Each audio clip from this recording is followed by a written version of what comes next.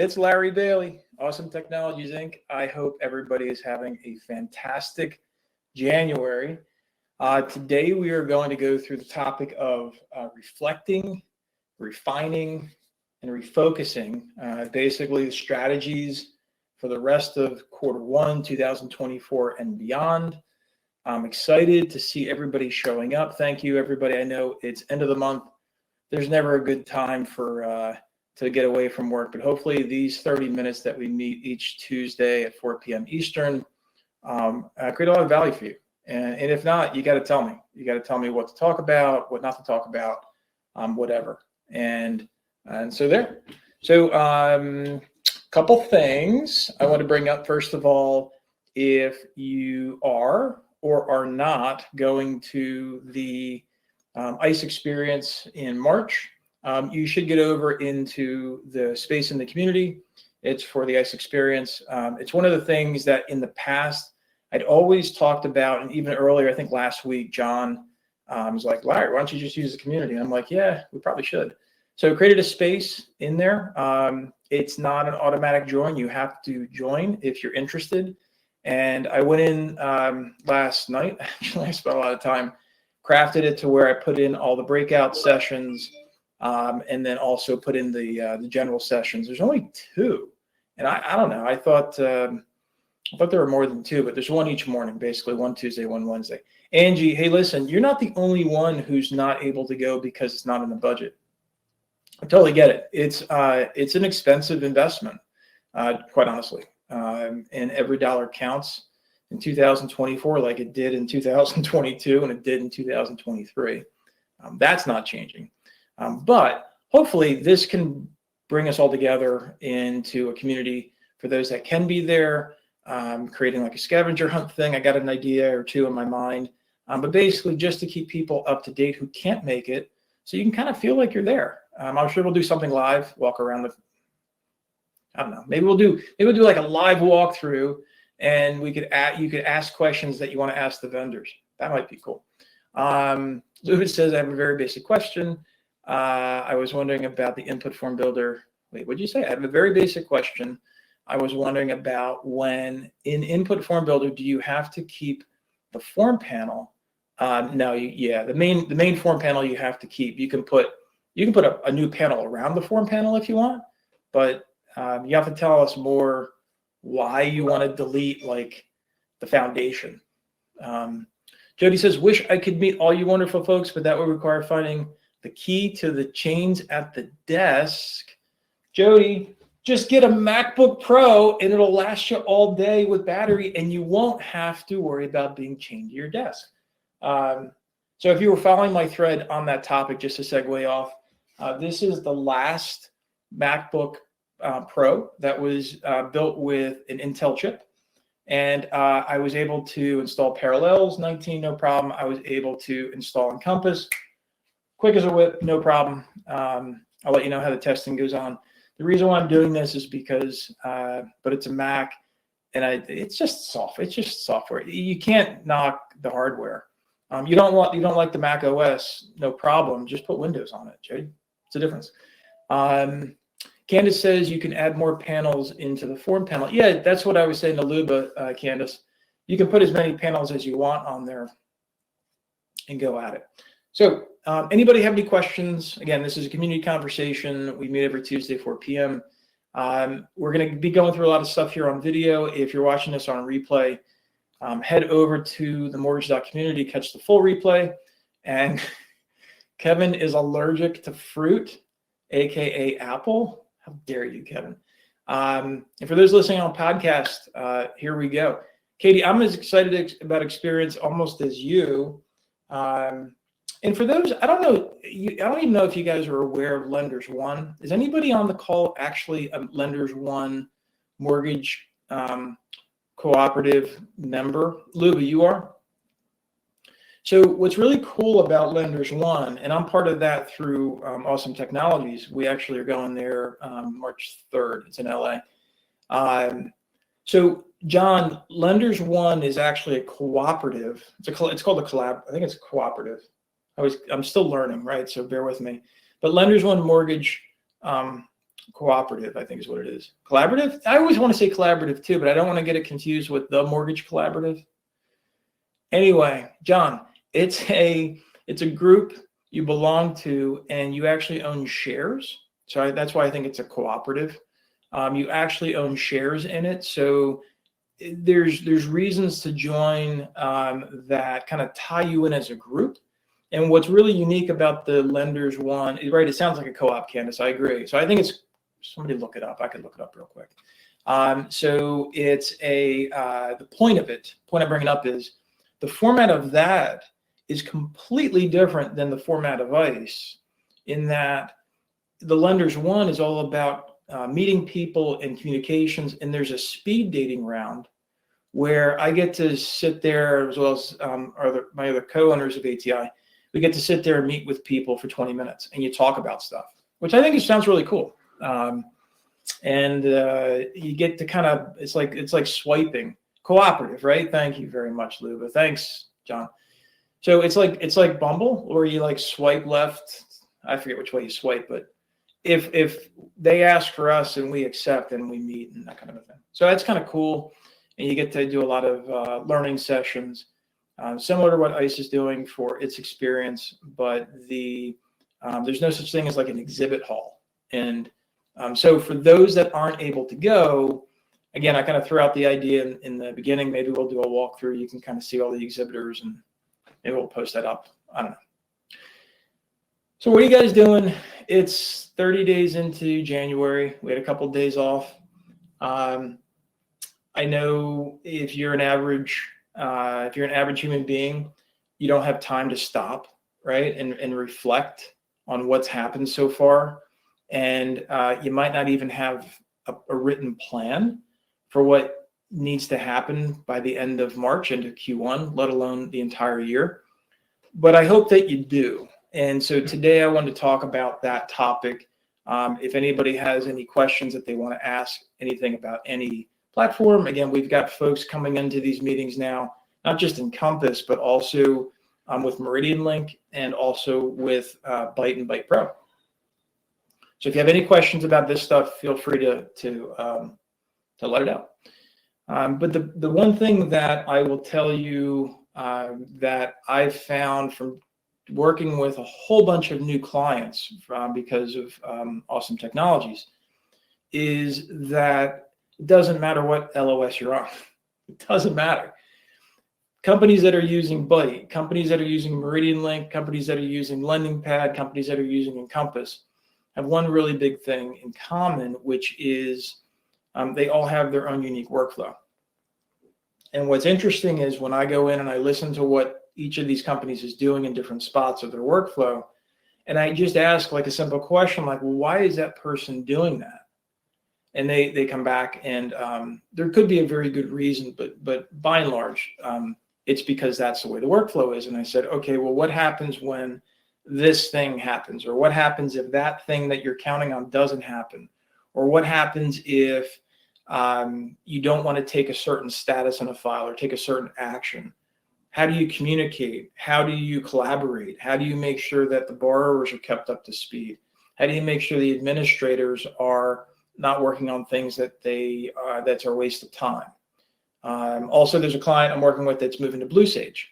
And so Blue Sage is kind of like the LendingPad model, where you just kind of throw it over the fence and you hope that they can support you, versus you getting in there as an admin and creating your own stuff, like what you can do with Byte using macros, or with Encompass using input form or custom fields or business rules. So who, again, I think I kind of asked this before, but I'm going to ask this really specific question. Who has a set of tasks that must be completed by January 31st? You've got all that stuff written out. You've got it all organized for things that have to happen, because it's just things that have to get done. Does anybody have that? I'm curious. I know lots of folks on here use the ticketing platform. I'm curious if you make the assignments. I'm curious if you actually add due dates to those. And the reason why I'm asking this question is because to let everybody see, and if you're watching chat, you can see how many people aren't responding. Now, maybe these people are just kind of listening. They're not near their keyboards. But this is an important question, because when I look at, again, at Mortgage Workflow Partners, we use Basecamp to manage all of our clients and all of our different projects. And we've got, we've got cards and tasks, and each of them are assigned to somebody, and each of them have a due date when appropriate. Sometimes they're just created ideas and there's no due date. I also use Jira and some other technology at ATI that tracks tickets coming in, right? Implemented with another client, Zoho, same thing, ticketing platform. And so what ends up happening is you just have these open tickets, and there actually is no due date. And so things just kind of build up. And over the course of time, it's like, hey, did we ever do that? And the reality is you probably didn't do it because you didn't have it on your schedule for it to get done. So that's kind of my first step is reflecting in this conversation. So Luba says to my question, does it count if it's backwards? I did it and now I'm writing down the steps. I don't think, Luba, it matters how you're doing the work. But if you're writing down the steps and something has to get done, are you then creating that in an electronic format? And it could be just an appointment on your calendar. It could be like using a task thing in Microsoft. You use Google. So a task thing in Google, Google Sheets, as long as it gives you a due date and who it's assigned to, and it actually constructively organizes when things are done. Spreadsheets are fine. I mean, for God's sakes, Smartsheet was built off of an online shareable spreadsheet. I wish I was smart enough to figure that out and make whatever money they made. So that's my answer for you, Google. So Katie says we started this last December. Katie, December 23 or 22? Last December, I would think, is 23. To help us not forget anything, we use OneNote. Katie, I'm guessing that you're using OneNote and you're right-clicking on the thing and you're adding a task and you're assigning it. Let me know if I'm correct. Reed says we have a ticketing platform. Reed, which ticketing platform? Then we add to Planner. Then we have a task. From there, we assign as due dates. Love the organization. Reed, what ticketing platform, please? Jody says I had used Notion. Service Desk Plus.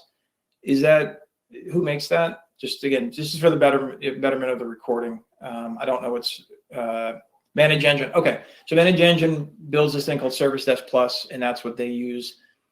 So the ticket comes in, add it to a planner, and then they assign due dates. That's great. So Reed, I'm going to pick on you for a second to talk about the refocus. So at the end of a period of time, whatever that period of time is, maybe it's a week, twice a month, once a quarter. Do you go back and look at what came in, where it came in from, what was the overarching recurring theme to make bigger picture viewpoints of what's going on? Reed, that was for you because out of this, you probably have the best metrics. Angie uses Smartsheet and several groups that work together. The bank also uses ServiceNow for the bank tickets. Katie says, don't get crazy, it's 2023, and it's a notebook that Amy and I share. We make notes once it's done. That's cool. Reed says, to my question, do you organize everything? Not so much, not officially, but I do somewhat naturally. So I would encourage you to look at this. For those that are not using a ticketing platform, and again, this word platform is whatever you believe it is. You want to be able to pull data together. Imagine you used an LOS, Encompass, we'll use because a lot of you folks use Encompass.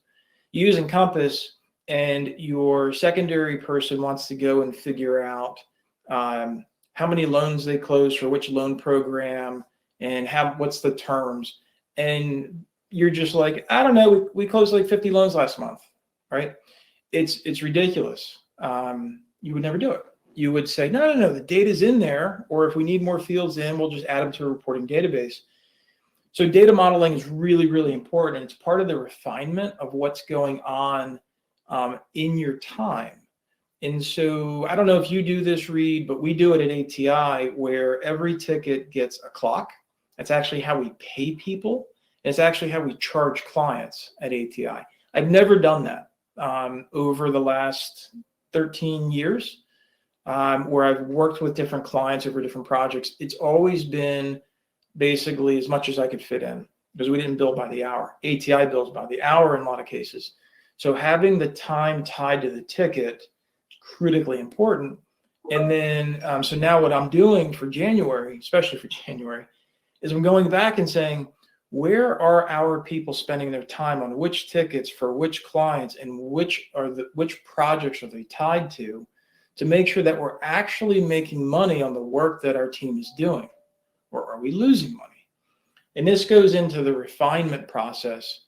So Katie, if your ticketing system is awful, that's why you probably made the change, because it's something you and Amy have to work on together collaboratively. And I would say if you start to notice the behavior of where these tickets are coming from, I'm guessing you're probably making a side note or you're having a conversation because it's just you two.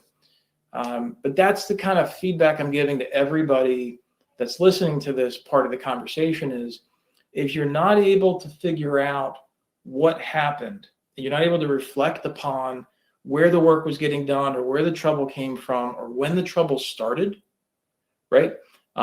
So 2 weeks ago, this Friday, ICE on a Thursday night, or this Thursday night, really. 2 weeks ago, Thursday, ICE decided to go to 23.3.0.4, and just something happened with the Exactus EPC integration. Took companies straight offline, took me offline with a project. Super fun stuff. But the point is, all those tickets came up right away, and it was all linked to Exactus, so we were able to figure out what happened, especially given the timing. So that's an obvious thing because it's right there. What's less obvious is the slow bleed, meaning, and I'm sorry to be gross, but if you got like something happening over a prolonged period of time, a lot of times it's harder to see that, especially in the moment. But if you could look back and be like, oh my gosh, look at that, I'll use oil. Look at that oil streak down the road, like that's from my car.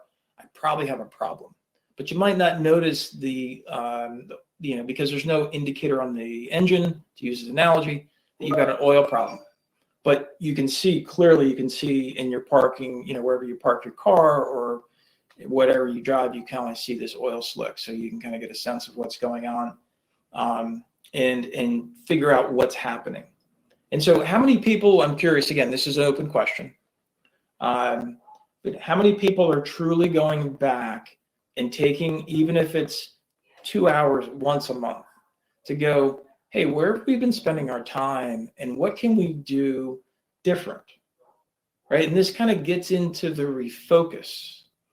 So one of the things that I've been really encouraging clients to do is to look at what they're spending on third-party technology, especially in the Encompass platform, I've got an article coming out that plugins are a trap. And the thesis is that plugins are historically have been really, really helpful for a lot of companies when times were super fast and super busy and the native technology didn't support what you needed it to do. And now you're stuck. Now, if you wanted to unwind, let's say you bought a plugin from vendor X, and that caused you to build business rules or custom field calcs or custom workflows, all this stuff, and it's tied into that third party's piece of technology. Now you're stuck. And that's not a healthy place for any company. Imagine you're using OneNote, right? I'll go back to Amy and Katie. You're using OneNote, and all of a sudden OneNote, and you're like dug in hard.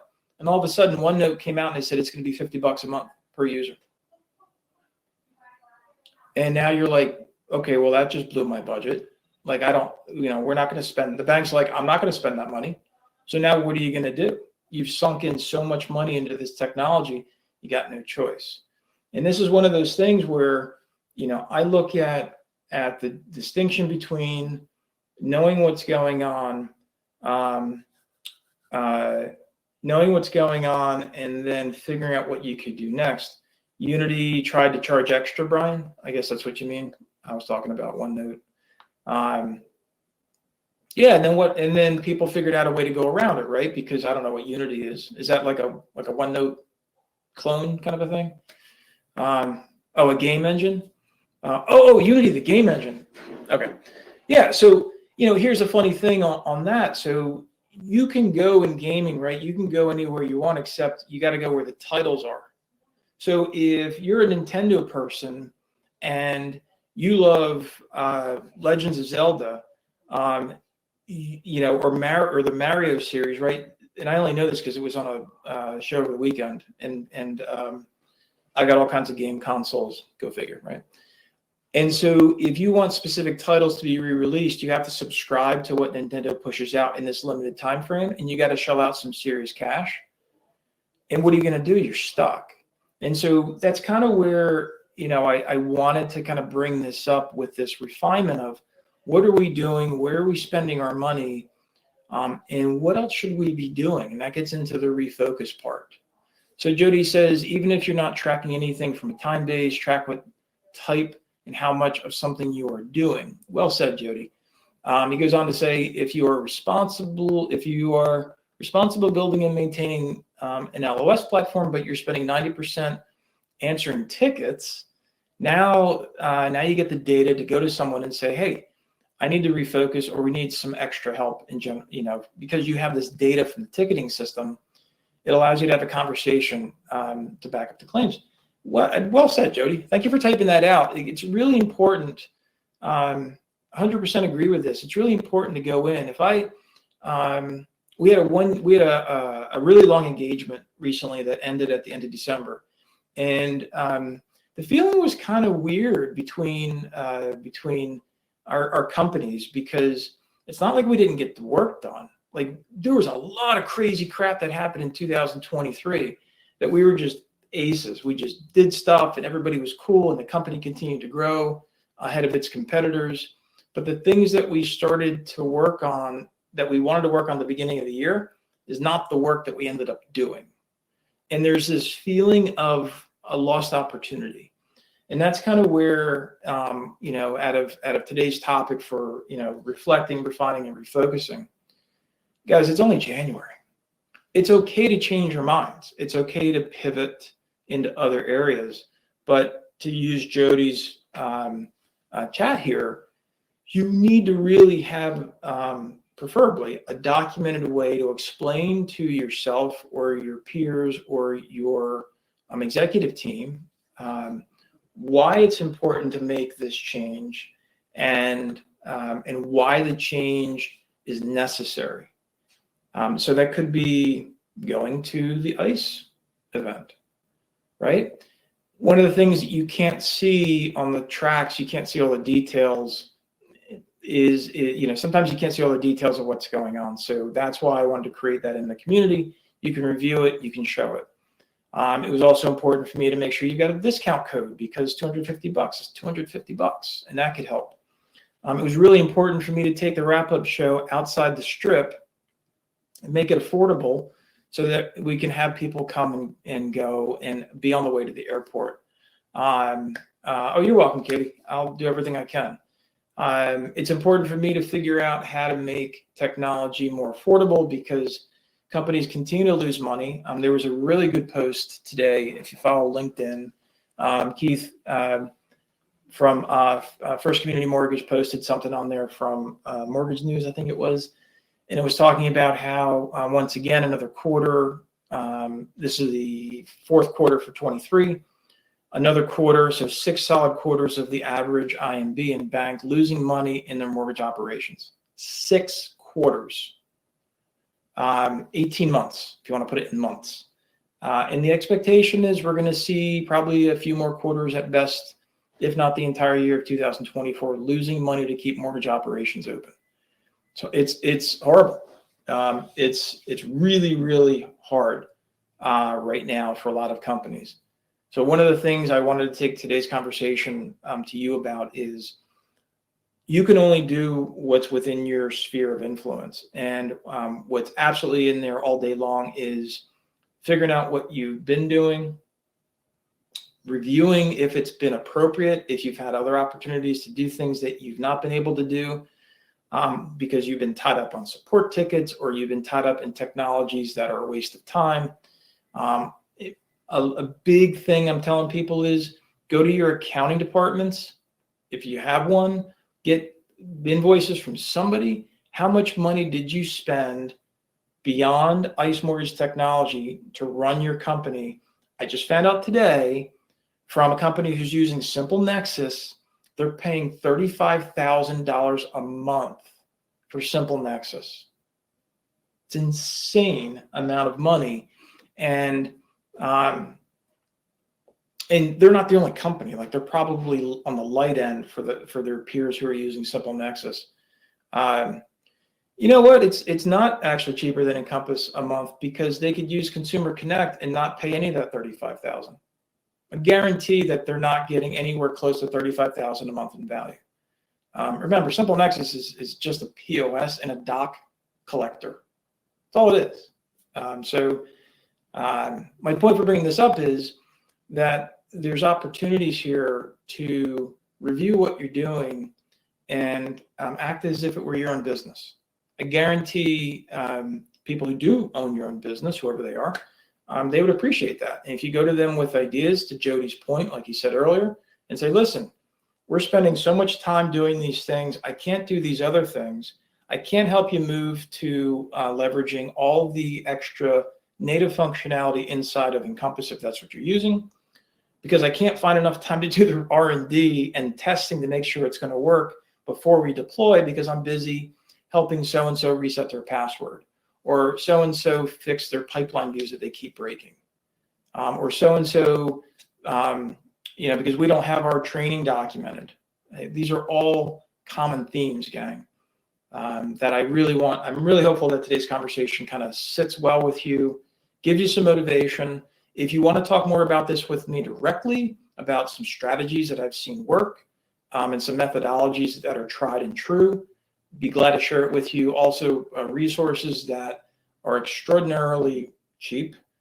Some of them are free to offset some of the things that you're doing now. To, again, try to save companies money, try to keep you in a great place for success. So anybody have any questions around this, conversations? Anybody want to come up on stage and talk through it? Angie says, I manage the testing and it's exhausting with getting users to test and documenting it all. Angie, it's impossible. It's not, it's more than exhausting. Getting people to test what you want them is impossible. And I think a lot of companies find that's the wrong method. The right method is document what's supposed to happen. And then as an admin, you prove that workflow works with the technology you're delivering. There's no more testing. The problem is they don't have the workflow documented. Lube is like, turn it on and let the testing begin. Obviously it's tongue in cheek, but the truth is that I would tell you, flip that around. There's no such thing as testing. Document what the workflow is supposed to be. Document who's supposed to be able to do what. You do it. You make the software do it. You can create a user or take your testing user account and add their personas to it and user groups to it. And you do the work. And if it works, you say, here you go. No testing. No testing. I'm doing an ICE health check in March. What do they, I don't know if you feel comfortable. If you want to do it privately, tell me, but what do they, my problem with ICE health checks historically is they're never going to tell you how to run your business because they're contractually not allowed to. They're going to give you a list of things to do, and then they give it to you. And then if you want to get their help to do it as a follow-up, yeah. So good luck, Angie, with that. You know me, if there's anything I can do to help, let me know.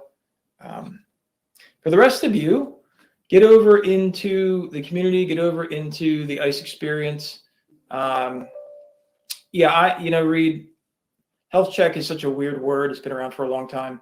I'm doing workflow reviews. because workflow reviews uncover way more than any health check. A health check is just settings. You can't know if the settings are correct if you don't know if the workflow is correct. So that's my quick 2 cents on it at the end of our 30-minute talk. And they won't help you with settings, ICE meaning. It was for Alaris. Without it, I wouldn't be an admin where I am today. Health check? I'm guessing is what you're saying, Candace. I don't know what that means. Last comments? Oh, okay. Oh, you mean Alaris got a health check and then they needed help to get things done and they called you up to being an admin to get the work done? Candace, is that what happened?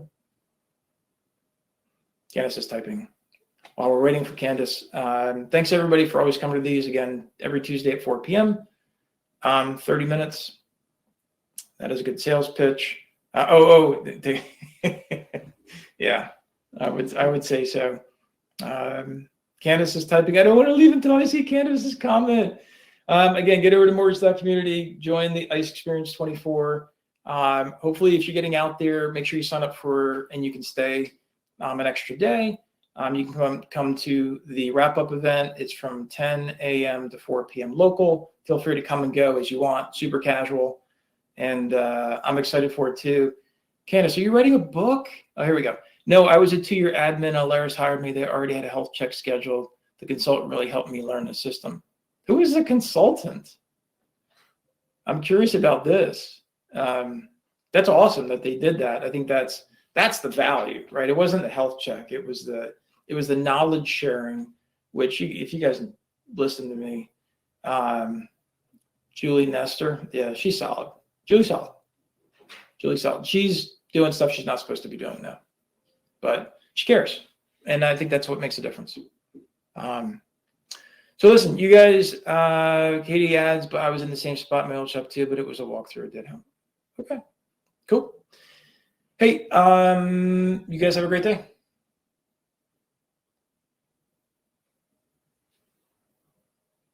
Thanks, everybody. Catch you next week. See you now. Bye-bye.